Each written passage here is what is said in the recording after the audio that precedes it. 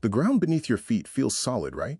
A firm foundation for everything we do. But that's just an illusion. Right now, the continents are drifting.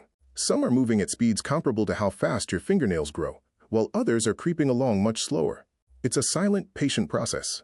An unseen engine that has crafted every mountain, carved every ocean, and even helps regulate the very air we breathe.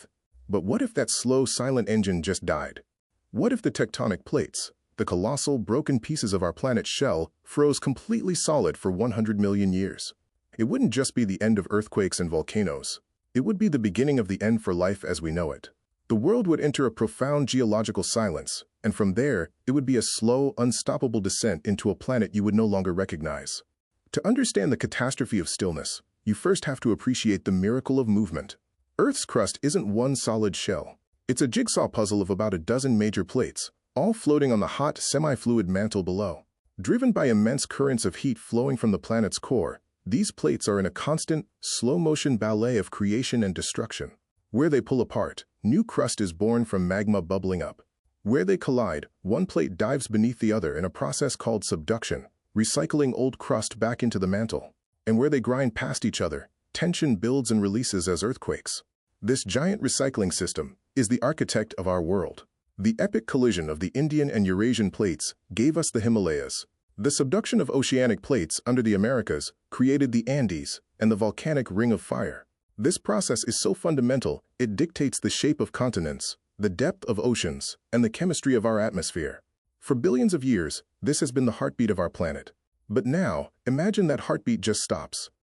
The great stillness. The moment the plates freeze, an eerie quiet falls across the globe. Geologists call this a stagnant-lid regime. For the first time in eons, the ground is truly still. At first, it might even sound peaceful. The relentless shaking along fault lines like the San Andreas goes silent. Most of the world's volcanoes, especially those fueled by the friction of subducting plates around the Pacific Ring of Fire, fall dormant. Megathrust earthquakes and the tsunamis they trigger? Relics of a more violent past. If we were around to see it, humanity might even breathe a collective sigh of relief. No more catastrophic shudders, no more explosive eruptions. But this calm is a total deception. It's the quiet of a machine that has just broken down in the most catastrophic way imaginable. The forces that build our world have been switched off, but the forces that wear it down are just getting started. The mountains will crumble. On our geologically active Earth, there's a constant tug-of-war between uplift and erosion. Tectonic forces shove mountains toward the sky, while wind, water, and ice work tirelessly to grind them back down. The Himalayas, for instance, are still rising, because the push from the Indian plate's collision is stronger than the forces of erosion. But in our static world, the uplift has stopped. The war is over. Erosion has won. For the first few thousand years, you wouldn't notice much. But as millennia turn into millions of years, the planet's great mountain ranges would begin to simply vanish. Rain, ice, and wind would scour the peaks relentlessly, with no tectonic activity to rebuild them. Rivers would carve deeper and wider valleys, carrying mountains away, grain by grain, down to the sea. After 10 million years, the mighty Andes and jagged Alps would be worn down into gentle, rolling hills.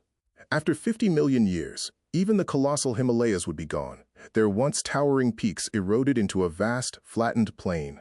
Over the full 100 million years, the continents themselves would be scoured, almost completely flat, leaving behind a world of monotonous, low-lying land. The planet's broken thermostat. This relentless flattening is a disaster, but it's nothing compared to what's happening on a chemical level. Plate tectonics isn't just a geological engine. It's the planet's thermostat. It's a key part of the long-term carbon cycle that has kept Earth's climate stable enough for complex life to thrive. Here's the simple version.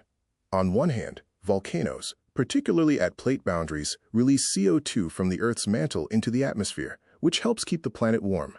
But at the same time, the process of tectonic uplift is constantly exposing fresh rock. When it rains, atmospheric CO2 makes the rainwater slightly acidic, and this acid rain weathers those new rocks. This chemical reaction pulls CO2 out of the atmosphere, eventually locking it away in minerals that wash into the ocean. Finally, subduction drags those carbon-rich sediments on the seafloor back down into the mantle, burying the carbon and completing the cycle. It's an incredibly delicate balance, and when the plates stop, the entire system shatters. Volcanic emissions plummet, cutting off a major source of new CO2. But more importantly, without uplift, no new rock is exposed for weathering. And without subduction, the planet loses its primary way of burying carbon for good. The thermostat isn't just turned down, it's broken. A runaway climate. Without that stabilizing feedback loop, Earth's climate is now at the mercy of smaller, unchecked forces, likely leading to one of two terrifying extremes. One possibility is a runaway ice age. With the main source of volcanic CO2 cut off, the slow but steady process of weathering could gradually suck the remaining greenhouse gases out of the atmosphere. As CO2 levels fall, the planet cools. This leads to more ice and snow, which reflects sunlight back into space, causing even more cooling. This feedback loop could plunge the Earth into a snowball state, where the oceans freeze over and life hangs on by a thread. However, another dramatic possibility on a 100-million-year timescale is the exact opposite: a suffocating hothouse. Plate tectonics is the most efficient way for Earth to vent its internal heat. With the plates frozen into a stagnant lid, that heat gets trapped. The mantle would get hotter and hotter, which could eventually trigger massive, catastrophic volcanic events known as mantle plume eruptions, bursting right through the crust. These eruptions would vent unimaginable amounts of CO2 into the atmosphere. But now, with the carbon-burying part of the cycle broken, that CO2 has nowhere to go. It would just build up, creating a runaway greenhouse effect. Temperatures would soar, potentially turning Earth into a toxic, sweltering world a lot like Venus. The stagnant seas. The catastrophe doesn't stop at the shoreline. Active tectonics constantly rejuvenate the ocean floor. Mid-ocean ridges, where plates pull apart, are hotspots for hydrothermal vents that release a cocktail of vital minerals and nutrients from the Earth's interior. With the plates frozen, the mid-ocean ridges go dark. The seafloor stops spreading, and this crucial supply of nutrients is cut off. Ocean currents, heavily influenced by the shape of the continents, would settle into a sluggish, permanent pattern. Without the constant churning driven by tectonics, the oceans would begin to stratify and stagnate. The deep ocean could become anoxic, completely depleted of oxygen, wiping out almost all marine life that depends on it. The oceans, once teeming with life, would transform into vast, desolate, and chemically hostile graveyards. The final form, a smooth, silent water world. After 100 million years of stillness, what's left of Earth is almost an alien planet. The continents have been eroded into flat, featureless plains that barely rise above sea level. In a hothouse scenario, the thermal expansion of the oceans, combined with the lack of any high ground, would cause a global flood. What's left is a world of vast, shallow seas, dotted with a few muddy archipelagos, the last ghosts of once mighty continents. This is a world without geology. No earthquakes, no volcanoes, no growing mountains. The surface is quiet, eroded, and dead. The climate is broken, stuck in either a deep freeze or a suffocating heat. The oceans are stagnant and mostly lifeless.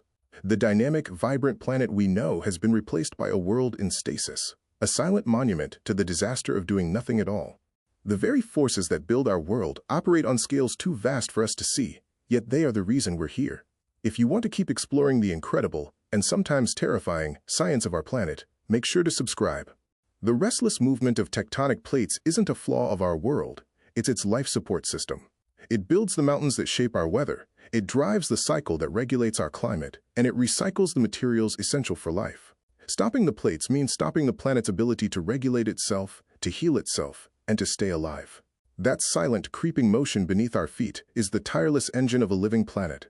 Its absence wouldn't just change the world, it would erase it, leaving behind a ghost planet as a reminder that on Earth, stillness means death,